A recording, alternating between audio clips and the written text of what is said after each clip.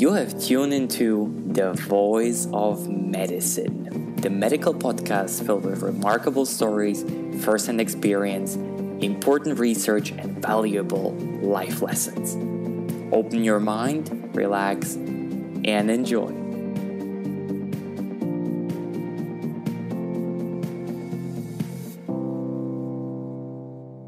Hello, everybody. Today's podcast is dedicated to innovation in healthcare. And for this, I invited a very special guest from Switzerland, a young CEO and co-founder of KomedHealth, Luiza Dobre.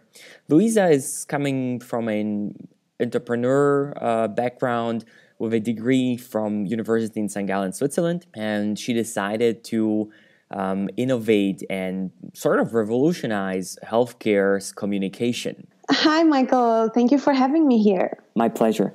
Luiza, I would like to give our listeners a little scope of your person. So it would be great to find out who you are, and then we can slowly get to the topic of your company, KomedHealth, and what exactly you're doing there with your co-founder, Mark. Oh, sounds great. Sure, I can give you some background information. So yeah, my name is Luiza. I basically moved in Switzerland 10 years ago for my studies. I have been studying in Spain and here after I moved from my native country, which is Romania. And then I have a business background, and I followed several corporate careers, and it was always something burning inside of me that I need to create a company and I want to do something meaningful. And this is how my passion to use technology as an enabler to drive a positive impacts started to grow inside of me, and I realized that healthcare is really the right industry or the right place where there is so much innovation needed and where you really can save people's lives or improve people's lives. So this is a bit how my journey happened from being in a corporate to being an entrepreneur. And it really started with the passion and with the question of why and what do I really want to do, and how do I want to do it? You have a very international background, and then there is part of you is very self-reflective, where you were thinking about, okay, so what is the aim? What am I going to do? And you definitely wanted to change something for the better, which is great. Would you say that you are the prototypical entrepreneur? I think I am the typical entrepreneur, but I don't think this is exactly something that you are born with, or it's like kind of, people are entrepreneur and people are not entrepreneur. I think it just really comes down to your motivations and your drive, right? And sometimes you can be an entrepreneur by starting a company from scratch, just from an idea, or being an entrepreneur also in a corporation, right? We call it intrapreneur, right? You have all those people who always start idea and they want to innovate and so on. The problems in corporations, sometimes, you have the politics, and it's not such a short way to implement ideas. Whereas when you start by yourself something, you have a free hand. And in my case also, I was working in different industries, very different than healthcare, and I just wanted to learn about this industry and really become an expert in this industry. So for me, it was also a chance I had to give to myself. I think is difficult to transition in a corporation from a different industry to the other very easy. I absolutely understand that. From everything, I looked up about you, and I researched a little. I also saw one of your talks for Google Grind, I think it was called. And the one thing which you said in the talk, well, you said several very important things, which I'll get to in a minute. But the first thing which caught my attention was you mentioned that the reason why some people, although they have great ideas, do not become entrepreneurs is comfort. Can you elaborate on that? I guess you just need to get out of your comfort zone. And I think I'm also the type of person, except of being reflective, how you called me, I really sometimes just do things. I don't necessarily think through, very analytical through the implications of it. Okay, I take the self-reflection back. No, I think there are two different things, you can be self-reflective, which I am. But I felt also like being very curious and always putting yourself, in a position where you always need to stretch your boundaries. I think for me, drives me very much. And I guess, changing the industry, becoming an entrepreneur is really getting you outside of your comfort zone. But I think there are people, and I think I'm among those people who actually take some excitement and some pleasure, and they love that moment when they don't know how to do something, but this will actually push them to come up with solutions. And actually, in the end, you become so creative, and you find something inside of you which you maybe didn't even know you have. And I think the fact is that if you're not trying and if you don't go out there, it's unlikely you will progress. I guess in a country like Switzerland, where the standard of comfort is very high, it's probably even harder for people to leave that comfort zone and actually start something which is, risky, insecure, innovative, and then perhaps in a sort of way revolutionary.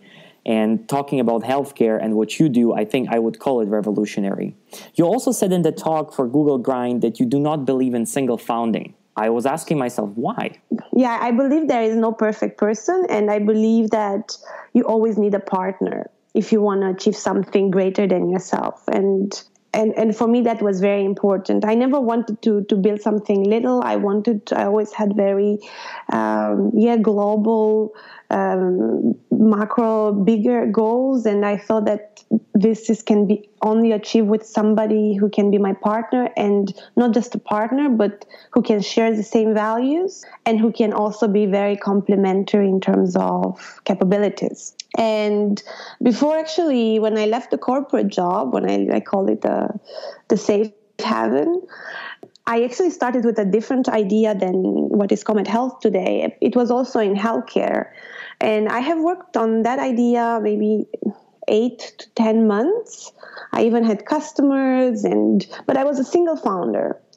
And for me, that was something I knew that I cannot do by myself. I knew that I cannot grow a company without a founder. So my primary goal in those 10 months was to find my perfect founder, my perfect match in terms of business, right? And so in that period, I also navigating through different ideas, maybe ideas of other people. And this is how I met my business partner. And I guess it was one of the best decisions I could have taken. We are extremely complementary, also very different. And being a perfect match business-wise doesn't mean that you always have a harmony. So you also have a lot of friction and arguments. But the most important thing is those arguments and friction will actually help you overall to move forward. And I think this is what is happening for us. I think at this point, we are bound to, give a shout out to Mark, who will be probably listening later on. So congratulations to him for surviving Luiza. No, but I really think it's the best decision I could have taken. Transition from the other business I was working on, which I still today, after 3 years, believe in it strongly. And I came across this idea, and then I met Mark, and sometimes you just know you need to do it, and you just go for it.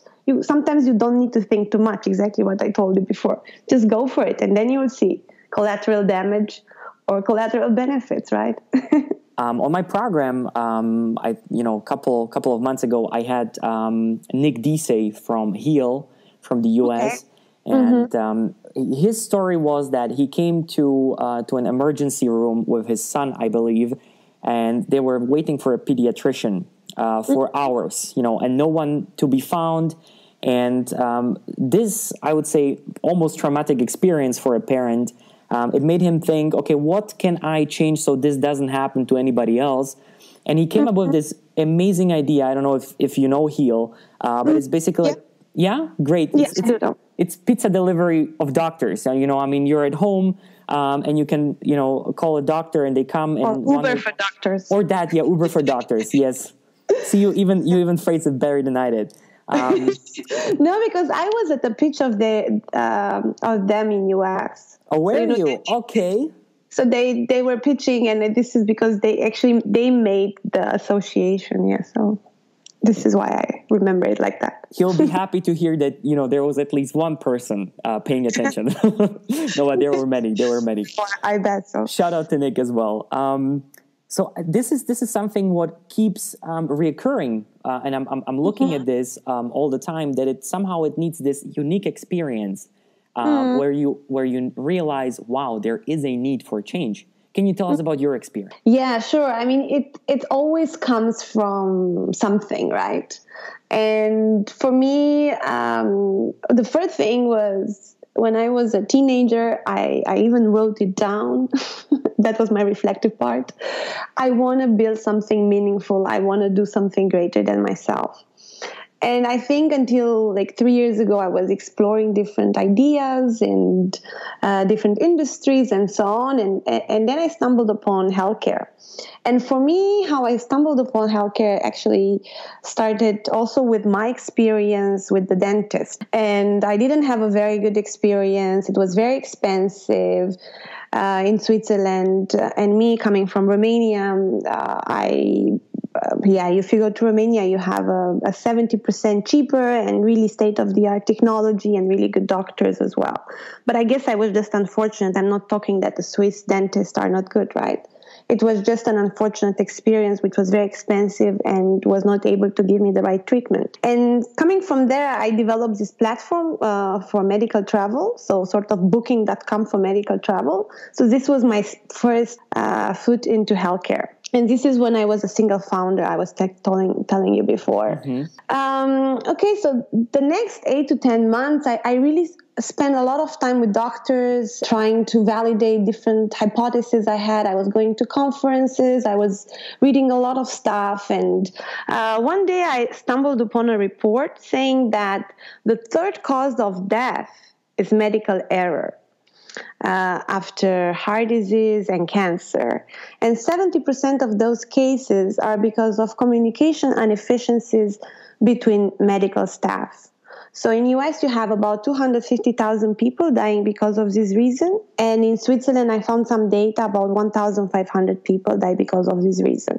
And for me, it was shocking, because we are all so used with so many ways to communicate from WhatsApp, which we use every day, to Slack, which is more related to productivity and so on. And I couldn't understand how it's possible that so many people die because of inefficient communication. And then this is basically how the idea of KomedHealth initially started. So what I did, I first went to different hospitals in Zurich, from public hospitals to private hospitals. And I just taught doctors and nurses trying to understand why this happens, what happens when it comes to the communications.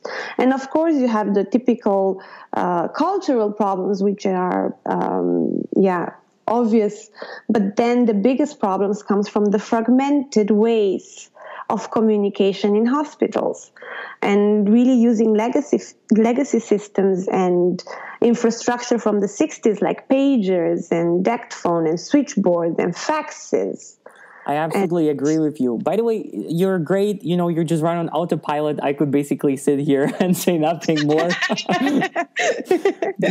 Okay. And yeah, you actually stole a question of mine, because and the other thing which I wanted to our listeners to get a better idea of is how you implemented this idea. So it's one thing to come up with an idea. A lot of people come up with great ideas, but the implementation, that's basically the crucial thing. And I would be really happy, but you already started, if you could give us, a little bit more elaborate description of how you did this. So you thought, okay, communication disaster, 1,500 people in Switzerland alone are dying because of, people not communicating efficiently and maybe swiftly enough inside a hospital.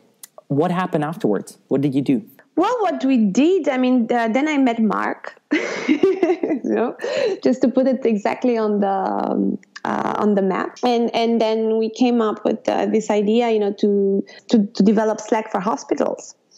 And for us, for our happiness, we won that startup weekend, and this gave us a lot of boosting power to go out there and find out whether there is really a need. And the second point for us, make sure that the team is the right one. So when it comes to really implementing, before we had to implement anything, we just wanted to validate. So we had 3 months that we gave ourselves a deadline, where we said we have to have 100 interviews, structured interviews, following a structure we have agreed before. And we wanted to test different hypotheses. And if this is positive, then we continue. If not positive, then we have to find something else or pivot. And basically, this is what we've done. We've been from hospital to hospital, trying to really figure it out, what the problems are. And after 3 months, more than 95% of the feedback was positive. So this is when we realized we are really after something, and there is a huge opportunity out there. I would say unique opportunity, because there was no one actually tapping into this market. I completely understand that. And one of other guests that I had on my podcast was Daniel Shaw. So he's also the one helping building reputation for clinics around the world. And he said it precisely, that education and healthcare perhaps are the two last sectors, in the whole economy, which are still not digitalized, and they're very hard and slowly, only adjusting. Stone Age. We can call it Stone Age. They are still in the Stone Age. I mean, this is a reality. Don't say it out too loud. We don't want to offend anybody. No, actually, I'm quoting a clinical director from one of the most reputable Swiss hospitals. He actually said, medicine evolves so much. We have a cure for everything almost. But when it comes to IT technology, we are still in the Stone Age. And then he shows me his pager. And he said, listen, I have this smartphone X, iPhone X, and I have these pagers. But I am obliged to communicate with the pager because I have nothing hospital, clinical related on my private phone. Of course, I am absolutely get that. So we are safe to call it Stone Age. Great. Exactly. So you basically went door to door, asking people questions, and then you had the data, and you knew, okay, we're onto something. Let's get clients, right? Let's get customers. And then, before getting customers, you need to build a product, right? Sorry, jumped over it. See, this is why I'm not an entrepreneur, right? I mean, ideally you should, but actually you're right. Ideally a good entrepreneur, you should actually sell before building. And if you are able to do that, then you really have improved the market. Oh, so I take it back. I am an entrepreneur, but an intuitive one. Exactly, you do.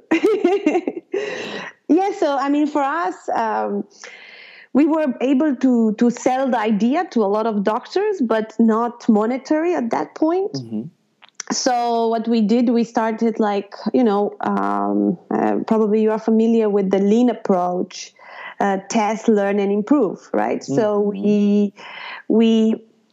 we did all these interviews. We did a lot of shadowing. We observed doctors, and we showed them, part of our product, and how the product is developing, and so on. So after about a year after, we had something meaningful that we were able to do tests with. And I think also a lot of the way we entered hospitals, it was through medical directors or to doctors who really had the pain, or nurses who are really interested in innovation, basically, and in making their work easier. And with their commitment, we were able to do our first test. So they were also the first customers who were actually paying for the product. So we really entered in hospital, I would say, through the people who are using the product, not to the management of the hospital, like the administrative management, right? Which was a brilliant move to begin with, because, you're there in the front,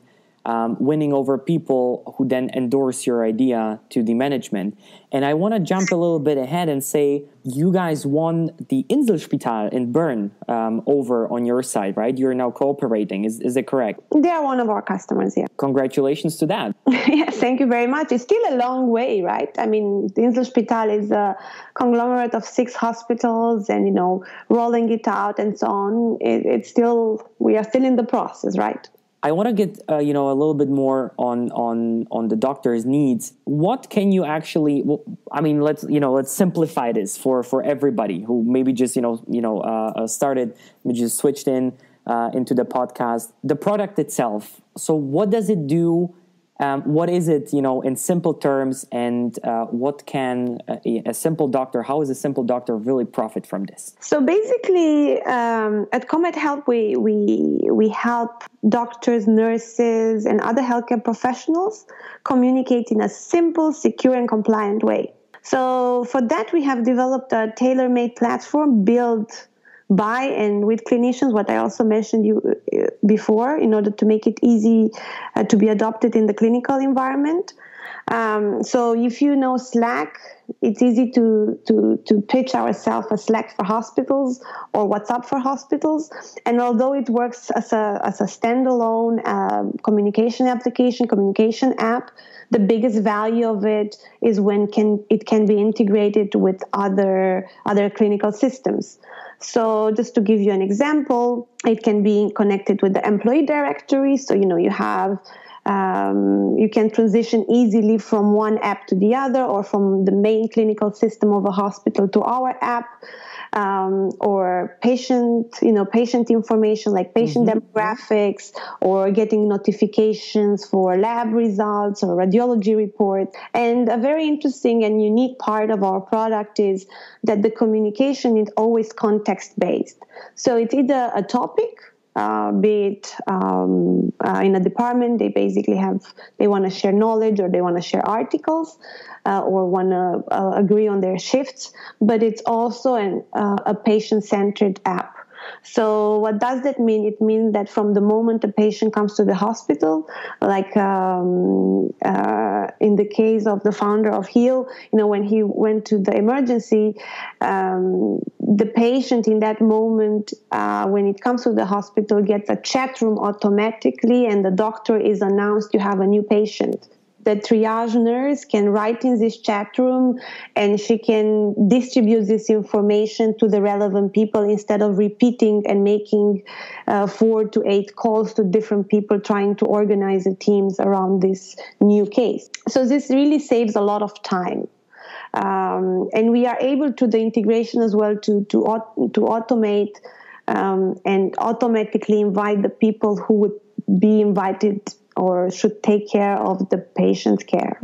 Okay. And then in that chat room, for example, whenever a new report is ready, like new lab result or radiology report is ready, the doctor will get a notification on his smartphone, or also on the desktop. You have a new CT scan, you have a new radiology report, and the radiologist can already comment on it, say everything is fine, or we need to do this, or please give me a call, it's something urgent. A big problem that we see is that doctors spend a lot of time trying to find the information they need, trying to find the people they need, and they are always interrupted. And this is really what our product solves. So to sum it up, it's a software solution. It's an application that anybody can have on their cell phone.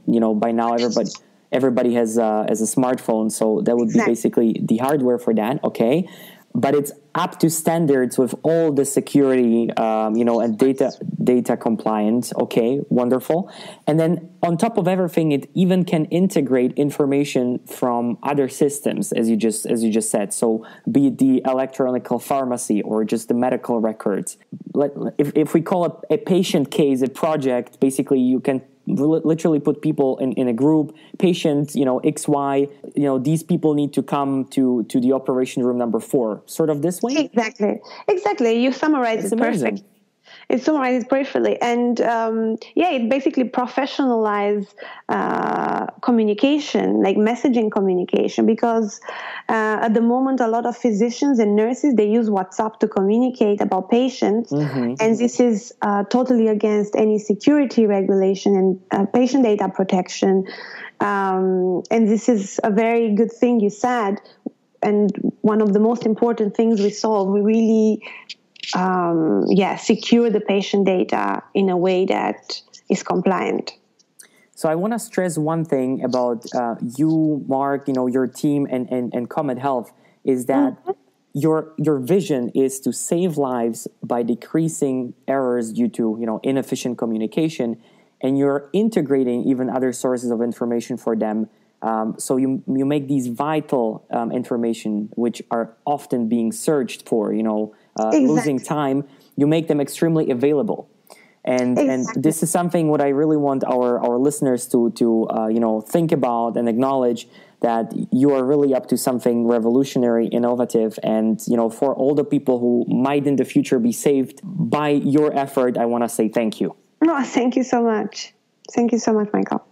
Luiza, thank you very much for joining me on the program. It was a wonderful talk. I'll make sure that I put the link of KomedHealth below on YouTube, so anybody who is interested can contact you. But just out of information, out of curiosity, also for the others, is there any kind of congress or anything where you are in the next 4 or 5 months where they could hear you talking, for example? ConHit, which is the biggest IT healthcare congress/trade show in Europe, in Berlin. So this is where we are having also a booth with one of our partners under the Swiss umbrella, the Swiss corner. So if anyone is interested, very happy to take the discussion further. Perfect. Luiza, thank you very much again. This was The Voice of Medicine. Make sure you tune in next time and take care.